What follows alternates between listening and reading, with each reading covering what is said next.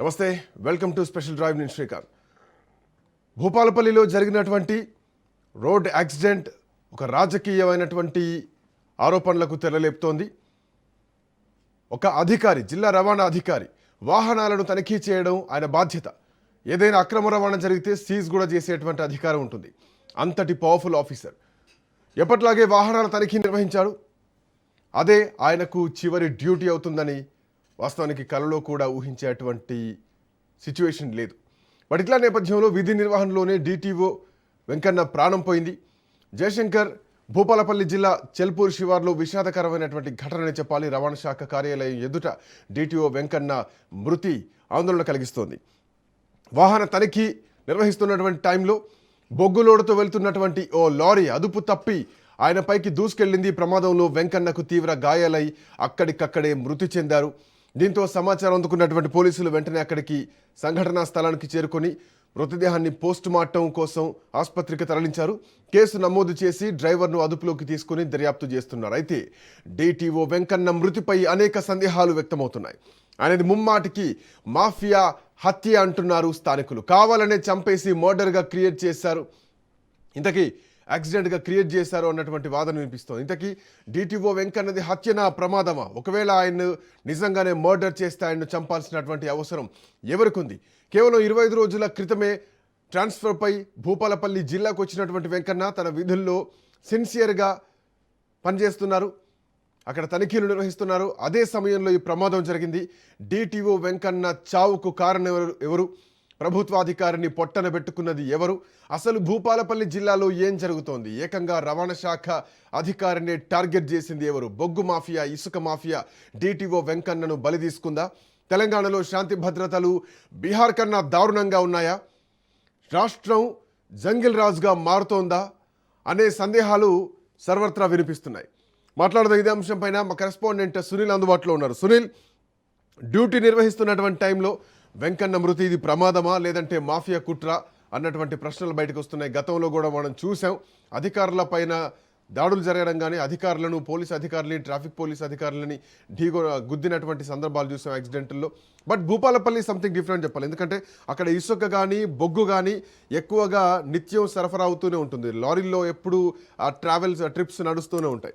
So ఇట్లాంటి నేపథ్యంలో అక్కడటువంటి మాఫియానే ఈరోజు డిటిఓ యాక్సిడెంట్కి కారణం, ఇది హత్య అంటూ కూడా ఇది ఒక రాజకీయ రంగు పులుముకుంది. సునీల్, ఎట్లా చూడొచ్చు? ఎస్ శ్రీకాంత్, దాదాపు 20 రోజుల క్రితమే ట్రాన్స్ఫర్ అయి భూపాలపల్లి జిల్లాకు వచ్చినటువంటి డిటిఓ వెంకన్న అర్ధాంతరంగా చనిపోయిన పరిస్థితి ప్రస్తుతము తీవ్ర వివాదాస్పదంగా మారింది. అయితే భూపాలపల్లి జిల్లా చెల్పూరు ఆర్టీఓ సమీపంలో వాహనాలు తనిఖీలు చేస్తుండగా ఒక్కసారిగా ఇసుక లారీ వచ్చి ఢీ కొనడం, అక్కడికే స్పాట్లోనే వెంకన్న మృతి చెందడం, ఇదంతా కూడా పూర్తిగా దీని వెనుక రాజకీయ కుట్రకోణం దాగి ఉందనేది అక్కడ ఉన్నటువంటి స్థానికులు, ఉద్యోగ సంఘాల నేతలు కూడా వ్యక్తం చేస్తున్నారు. దీనిపై ఇప్పటికే రాష్ట్ర ముఖ్యమంత్రి రేవంత్ రెడ్డి కూడా తీవ్ర దిగ్భ్రాంతి వ్యక్తం చేశాడు. వెంకన్న మృతిపై ఖచ్చితంగా తన కుటుంబాన్ని ఖచ్చితంగా తాము ఆదుకుంటాము, తన వెనుక ఎవరైతే ఈ చర్యకు పాల్పడ్డారో అలాంటి వారిపై కూడా కఠిన చర్యలు తీసుకున్నారు. ఎంటైర్ వెంకన్న మృతికి సంబంధించిన విషయంపై కూడా transport joint commissioner Chandrashekar Goud సమగ్ర దర్యాప్తు జరిపించి నివేదిక సమర్పించాలంటూ కూడా ఇప్పటికే రాష్ట్ర ముఖ్యమంత్రి రేవంత్ రెడ్డి కూడా ఆదేశాలు జారీ చేయడం జరిగింది. ఇప్పటికే ఉద్యోగ సంఘ నేతలు కూడా డిమాండ్ చేశారు, ఈ వెంకన్న మృతి ఖచ్చితంగా ముమ్మాటికి రాజకీయ హత్యే, ఇదంతా కూడా కావాలనే తనను పసిగట్టుకొని సిన్సియర్గా డ్యూటీ చేస్తున్నటువంటి వెంకన్నను అర్ధాంతరంగా చంపాలనే ఉద్దేశంతోనే ఇసుక లారీతో ఢీ కొట్టి చంపారంటూ కూడా ఉద్యోగ సంఘ నేతలు, లచ్చిరెడ్డి కావచ్చు, చాలామంది ఉద్యోగ సంఘ నేతలు కూడా ఇప్పటికే రెస్పాండ్ అయినటువంటి పరిస్థితి. దాదాపు 25 రోజుల క్రితమే భూపాలపల్లి జిల్లాకు ట్రాన్స్ఫర్ అయ్యి వచ్చి చాలా సిన్సియర్గా డ్యూటీ చేస్తున్నాడు. మనం చూడొచ్చు, భూపాలపల్లి జిల్లా అంటేనే కోల్ మైన్ ఏరియా, అదంతా కూడా ఎక్కువగా బొగ్గు ఎక్కువగా లారీల్లో అక్రమంగా తరలిస్తూ ఉంటారు. దీనిపై అదేవిధంగా ఇసుక కూడా ఎక్కువగా తరలిస్తూ ఉంటారు. ఆ చుట్టుపక్కల చెల్పూర్ కావచ్చు, మరోవైపు అక్కడ ఉన్నటువంటి బాడసింగారం కావచ్చు, ఆ భూపాలపల్లి జిల్లా పరిసర ప్రాంతాల మొత్తం కూడా పూర్తిగా ఇసుకతో పాటు బొగ్గు మాఫియా ఎక్కువగా జరుగుతూ ఉంటుంది. దీనిపై ఎప్పటికప్పుడు వాహనాలు చెక్ చేస్తూనే ఉన్నాడు వెంకన్న. వచ్చిన 20 రోజుల నుంచి దాదాపు కొన్ని వాహనాలు సీజ్ చేశారు, కొన్ని వాహనాలకు చలాన్లు కూడా విధించారు. అలాంటి వెంకన్నను అక్కడ ఉన్నటువంటి అధికారులు టార్గెట్ చేసి అర్ధాంతరంగా చంపే ప్రయత్నం చేశారు. ఈరోజు అతని ఇసుక లారీతో ఇసుక లారీతో ఢీ కొట్టి చంపే ప్రయత్నం చేశారు. ప్రస్తుతం అయితే వెంకన్న స్పాట్లోనే చనిపోయిన నేపథ్యంలో అతని డెడ్ బాడీని అటు భూపాలపల్లి ప్రభుత్వ హాస్పిటల్ తరలించారు. ప్రస్తుతం అతనికి పోస్ట్ మార్టం నిర్వహించిన తర్వాత కుటుంబ సభ్యులు కూడా ఈ యొక్క మృతదేహాన్ని కూడా అప్పచెప్పే అవకాశం. మొత్తం మీద వెంకన్న మృతి మాత్రం పూర్తిగా రాజకీయ దుమారం అయితే రేపుతుంది. ఇదంతా కూడా రాజకీయ నాయకులు వెనుక ఉండి ఇదంతా నడిపిస్తున్నారు. ఇసుక మాఫియాకు బొగ్గు మాఫియాని అరికడుతున్నటువంటి నేపథ్యంలోనే వాహనాల తనిఖీలకు సంబంధించిన విషయంలో చెక్ చేస్తున్న సమయంలో డ్యూటీలోనే అర్ధాంతరంగా చంపే ప్రయత్నం చేశారు, చంపించారు అంటూ కూడా అక్కడ ఉద్యోగ సంఘాలు దీనిపైన ఎందుకంటే ఇది రాజకీయంగా మారిపోయింది. ఈ మధ్య కాలంలో చూస్తూనే ఉన్నాం. అంటే ఈ ఇసుక బొగ్గు మాఫియాలు యథేచ్ఛగా తిరుగుతూ ఉంటాయి. ప్రభుత్వ పెద్దల హస్తం లేకుండా, అక్కడ ఉన్నటువంటి స్థానిక ప్రజాప్రతినిధుల హస్తం లేకుండా ఇట్లాంటి మాఫియాలు జరిగేటువంటి పరిణామాలు ఉంటాయి. బట్ ఇప్పుడు వెంకన్న మృతి తర్వాత దీనిపైన ఏమైనా అధికారులు సిట్టేసేటువంటి అవకాశం ఉంటుందా? ఈ ప్రమాదం వెనకాలన్నటువంటి నిజాలు ఏంటి తేల్చేటువంటి అవకాశం ఉంటుందా? దీన్ని ఎట్లా చూడొచ్చు ప్రతిపక్షం వేస్తున్నటువంటి ఈ డిమాండ్ని? ఎస్, ఖచ్చితంగా శ్రీకాంత్. ఎందుకంటే ఇప్పటికే రాష్ట్ర ముఖ్యమంత్రి రేవంత్ రెడ్డి కూడా రెస్పాండ్ అయ్యారు. ఖచ్చితంగా వెంకన్న మృతిపై సమగ్ర దర్యాప్తు జరిపించే విధంగా transport joint commissioner Chandrashekar Goud కూడా ఆదేశాలు జారీ చేశారు. అసలు వెంకన్న మృతి ఎట్లా జరిగింది, దాని వెనుక ఎవరు ఉస్కలారి ఢీ కొట్టారో, ఆ ఉస్కలారి ఎవరిది, ఆ వెనుక ఉన్నటువంటి ఆ నేమ్ ప్లేట్స్ ఎవరిది, ఇవన్నీ చూసిన తర్వాత ఆ పూర్తి వివరాలు కూడా బయటపడే అవకాశం. ప్రస్తుతం అయితే ఎంక్వైరీ అయితే స్టార్ట్ అయింది. ప్రస్తుతం వెంకన్న ఈరోజు పోస్ట్ మార్టం కంప్లీట్ అయిన తర్వాత మృతదేహాన్ని కుటుంబ సభ్యులు అప్పచెప్పిన తర్వాత దీనిపై సమగ్రంగా దర్యాప్తు జరిపించి రాష్ట్ర ప్రభుత్వానికి అటు జాయింట్ కమిషనర్ చంద్రశేఖర్ గౌడ్ కూడా నివేదిక సమర్పించే అవకాశం ఉంది. దీనిపై ఇప్పటికే రాజకీయ దుమారం, మీరు అంటే ఖచ్చితంగా రాజకీయ దుమారం ఏంది. ప్రధాన ప్రతిపక్షంగా ఉన్నటువంటి బీఆర్ఎస్ కావచ్చు, బీజేపీ కావచ్చు, అటు మరోవైపు అధికార పక్షంగా ఉన్నటువంటి కాంగ్రెస్ తీరుపై కూడా కొంత ఆగ్రహం వ్యక్తం చేస్తుంది. ఎందుకంటే ఇక ల్యాండ్ మాఫియా, ఉస్క మాఫియాతో పాటు శాండ్ మాఫియాతో పాటు బొగ్గు మాఫియా కూడా పెద్ద ఎత్తున జరుగుతున్నట్టు, రాష్ట్రంలో పెద్ద ఎత్తున జరుగుతున్నట్టు కూడా బీఆర్ఎస్ నేతలు ప్రధాన ఆరోపణలు చేస్తున్న నేపథ్యంలో దీనికి సంబంధించిన విషయంపైనే వెంకన్నని ఎవరో కావాలనే ఢీకొట్టి, ఇసుక లారీతో ఢీకొట్టి చంపే ప్రయత్నం చేశారు. కాబట్టి దీని వెనుక ఎవరున్నారు, అసలు సూత్రధారులు ఎవరు, పాత్రధారులు ఎవరు అని కోణం బయటపడ్డాక దీనికి సంబంధించిన విషయాలపై కూడా పూర్తి క్లారిటీ కూడా వచ్చే అవకాశం. ప్రస్తుతం అయితే రాష్ట్ర ప్రభుత్వం అయితే ఎంక్వైరీకి ఆదేశాలు జారీ చేసింది. ఇంకా రానున్న కాలంలో ఇప్పుడు వెంకన్న చనిపోయాడు, వచ్చే మరొక అధికారి వస్తే అతను కూడా ఈ విధంగానే చంపితే మరి అక్కడ రక్షణ లేకుండా పోతుందనేటువంటి వాదనలు కూడా పెద్ద ఎత్తున తలొస్తున్నాయి. ఇప్పటికే ఉద్యోగ సంఘ నేతలు కూడా డిమాండ్ చేశారు. ఆర్టీఓ అధికారులకు రక్షణ కల్పించాల్సిన అవసరం ఉంది. ఇటీవల మనం చూస్తాం ఆర్టీఓ అధికారులు దళాలతో కొంతమంది చేతులు కలిపి ఏ విధంగా చేస్తున్నారో, కానీ ఇక్కడ ఉన్నటువంటి RTO, Bhupalpally RTO Venkanna DTO Venkanna మాత్రము అతను సిన్సియారిటీ దృష్టిలో ఉంచుకొని ఈ రకంగా చంపే ప్రయత్నం చేశారంటూ కూడా పెద్ద ఎత్తున ఆరోపణలు కూడా వినబడుతున్న నేపథ్యంలో మరి ప్రభుత్వం దీనిపై ఎంక్వైరీ కొనసాగిన తర్వాత మరి దీని వెనుక ఉన్నటువంటి అసలు సూత్రధారులు ఎవరు, పాత్రధారులు ఎవరు అన్న కోణం బయటపడిన తర్వాత వారిపై దీన్ని ఎట్లా చూడొచ్చు సునీల్? అంటే ప్రభుత్వాలు మారుతున్నాయి, బట్ ఇసుకకు సంబంధించి కానీ బొగ్గుకు సంబంధించినటువంటి ఈ మాఫియాల కథ మాత్రం నడుస్తూనే ఉంది. దాంట్లో నిజాయితీగా పనిచేసేటువంటి అధికారులు వచ్చినప్పుడు లారీలతో లారీలు తొక్కుతున్నాయి, యాక్సిడెంట్స్ అవుతున్నాయి, చనిపోతున్నా. అంటే ఒక ప్రభుత్వ ఉద్యోగిని నిజాయితీగా పనిచేస్తున్నటువంటి సమయంలో ఈ ప్రమాదాలు గురి కావడం, చనిపోవడం చాలా ప్రశ్నలు ఖచ్చితంగా ఆందోళన కలిగిస్తాయి. సో వీటిని ప్రజాక్షేత్రంలో ఖచ్చితంగా తీసుకురావాల్సినటువంటి అవసరం కూడా ఉంది. బట్ ఈ మాఫియాను అడ్డుకునేటువంటి పరిస్థితులున్నాయా ఇంత పెద్ద అధికారి మరణ తర్వాతనైనా? ఎస్, ఖచ్చితంగా రాష్ట్ర ప్రభుత్వము ఆ దిశగానే అడుగులు వేస్తున్నట్టు కూడా తెలుస్తుంది. ఎందుకంటే గతంలో మనం నేరెళ్ళ ఉష్క బాధితులను చూసాం, నేరెళ్ళలో జరిగినటువంటి అనేక సంఘటనలు చూసాం. ఆ తర్వాత మళ్ళీ ఇప్పుడు భూపాలపల్లి జిల్లాలో ఒక అధికారి మీద ఈ రకంగా లారీతో ఢీకొట్టి చంపారంటే దీని వెనుక పెద్దల హస్తం ఉంటుంది అనేటువంటి అభిప్రాయాన్ని అటు రాష్ట్ర ప్రభుత్వం కూడా భావిస్తుంది. ఇందులో భాగంగానే అటు transport joint commissioner Chandrashekar Goud నేతృత్వంలో ఒక టీంను ఫామ్ చేసి మొత్తం ఎంక్వైరీ జరిపించే విధంగా ఇప్పటికే రాష్ట్ర ప్రభుత్వం, రాష్ట్ర ముఖ్యమంత్రి కూడా ఆదేశాలు జారీ చేశారు.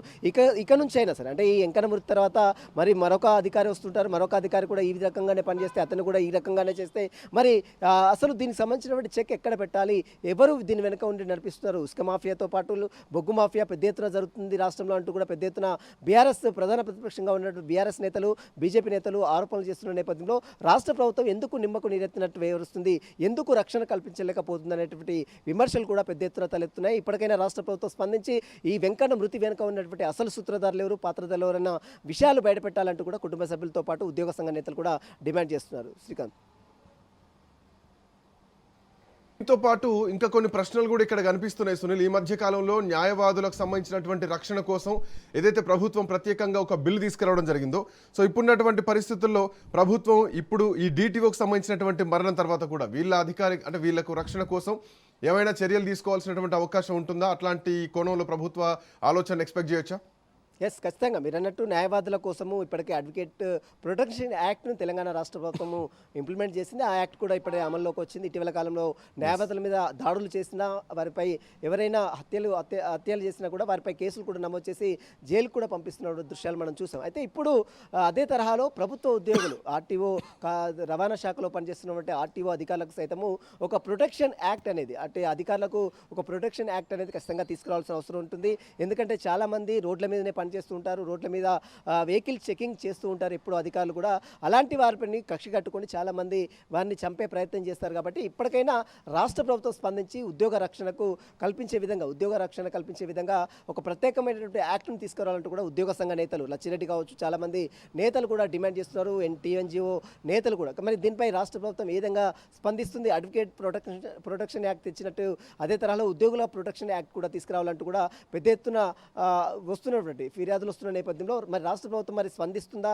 మరి ఈ వెంకన్న మృతి తర్వాత కూడా దీనిపై ఎలాంటి విచారణ జరుపుతుంది, ఎలాంటి రక్షణ కల్పిస్తుంది అనేది కూడా ప్రస్తుతం రాష్ట్ర వ్యాప్తంగా కూడా తీవ్ర చర్చ. బట్ ఈ యాక్సిడెంట్ తర్వాత చాలా ప్రశ్నలు కూడా వినిపిస్తున్నాయి. ప్రతిసారి అంటే గతంలో కూడా చాలా మంది అధికారుల పైన ఇట్లాంటి యాక్సిడెంట్లు కావడం లేదంటే ఇట్లాంటి ఎఫెక్ట్ కావడం జరిగింది. బట్ ఏ కేసుకు ఆ కేసు స్వభావం వేరైనా కానీ తర్వాత కమిటీలు వేయడాలు కానీ, తర్వాత సిట్టులు వేయడాలు కానీ, తర్వాత ఇట్లాంటి సందర్భాలు వినిపిస్తున్నాయి.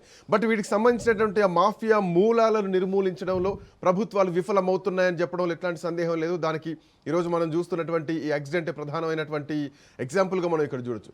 ఇప్పటికైనా ప్రభుత్వాలు వీటిపైన ఏమైనా యాక్షన్ తీసుకుంటుందా? అండ్ గతంలో ఏమైనా ఈ మాఫియాలకు సంబంధించినటువంటి కేసులైన దాఖలాలు ఉన్నాయా? ఎస్ శ్రీకాంత్, ఖచ్చితంగా గతంలో కూడా అనేక మంది అధికారుల తీరుపై కూడా కొంతమంది వెహికల్స్తో కావచ్చు, కొంతమంది హత్యలు డైరెక్ట్ వెళ్ళి పొడిచిన చంపిన ఘటనలు కూడా మనం చూసాం. అయితే ఇప్పుడు ఈ డిటిఓ వెంకన్నకు సంబంధించిన విషయానికి వస్తే ఇదంతా కూడా ముమ్మాటికి ఎవరో మాఫియా నేతలు, అంటే బొగ్గు మాఫియా కావచ్చు, ఇసుక మాఫియా సంబంధించిన నేతలే ఇసుక లారీతో ఢీకొట్టి చంపేసేయారు అంటూ కూడా పెద్ద ఎత్తున ఆరోపణలు వెలువడుతున్నాయి. ఇప్పటికైనా మీరు అన్నట్టు ఖచ్చితంగా ఈ మాఫియాకు పూర్తిగా తెరదీయాలి అంటే వీరి వెనుక ఉన్నటువంటి అసలు సూత్రధారులు, పాత్రధారులు అని కోణంలో ప్రభుత్వం బయట పెట్టాలి. ఖచ్చితంగా వారిని నిలదీయాలి, ఖచ్చితంగా వారిని శిక్ష పడే విధంగా చర్యలు తీసుకోవాలి. ఇకనైనా ఇలాంటి ఇష్యూస్ జరగకుండా రాష్ట్ర ప్రభుత్వం అప్రమత్తంగా ఉండాలంటూ కూడా పెద్ద ఎత్తున ఉద్యోగ సంఘ నేతలు, మరోవైపు ఈరోజు వెంకన్న కుటుంబ సభ్యులు కూడా డిమాండ్ చేస్తున్నారు. Thank you Sunil, thanks for joining